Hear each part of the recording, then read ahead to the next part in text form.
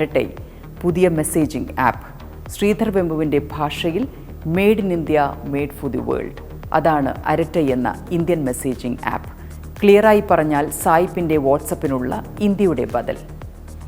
എന്തുകൊണ്ടാണ് അരട്ടൈ ഇത്രമേൽ പ്രാധാന്യമർഹിക്കുന്നത്? രണ്ടു പേർക്ക് പരസ്പരമോ ആളുകൾക്ക് ഗ്രൂപ്പായോ ടെക്സ്റ്റ് മെസ്സേജോ വോയിസോ വീഡിയോയോ ഫോട്ടോയോ ഡോക്യുമെൻറ്റ്സോ ഷെയർ ചെയ്യാവുന്ന ഇന്ത്യയുടെ ആപ്പ്. ഓഡിയോയും വീഡിയോയും എൻഡ് ടു എൻഡ് എൻക്രിപ്ഷനുണ്ട്. അതായത് അയക്കുന്ന ആളിനും സ്വീകരിക്കുന്ന ആളിനും മാത്രമേ അത് ഓപ്പൺ ആകൂ. ആൻഡ്രോയിഡ്, ആപ്പിൾ എന്നിവയിൽ ഫോണിലും ഡെസ്ക്ടോപ്പിലും ഉപയോഗിക്കാം. 1000 അംഗങ്ങൾ വരെ ഉൾക്കൊള്ളാവുന്ന ഗ്രൂപ്പുകൾ ഉണ്ടാക്കി അതിൽ മെസ്സേജുകൾ അയക്കാം. വീഡിയോ കോളും ഓഡിയോ കോളും പറ്റും. ഇനി വാട്സപ്പിൽ ഇല്ലാത്തതും അരട്ടയിൽ മാത്രമുള്ളതുമായ പ്രത്യേകതകളും പറയാം. പോക്കറ്റ് എന്നൊരു ഫീച്ചറുണ്ട്. ഒരു പേഴ്സണൽ ക്ലൗഡ് സ്റ്റോറേജ് ആണിത്. സ്വയം ഓർത്തു വെക്കേണ്ടതായ കുറിപ്പുകൾ, സേവ് ചെയ്ത് വെക്കേണ്ടതും റെഫറൻസിന് എടുക്കേണ്ടതുമായ ഡോക്യുമെൻറ്റുകൾ, അങ്ങനെ എന്തും ഈ പോക്കറ്റിൽ സൂക്ഷിക്കാം. അരട്ടയിൽ സിമ്പിളാണ്, ഓർഗനൈസ്ഡ് ആണ്.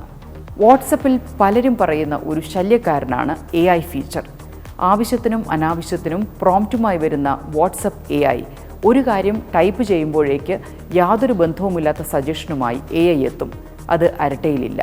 യൂസർമാരിൽ അരട്ടൈ AI ഫംഗ്ഷൻ അടിച്ചേൽപ്പിക്കുന്നുമില്ല.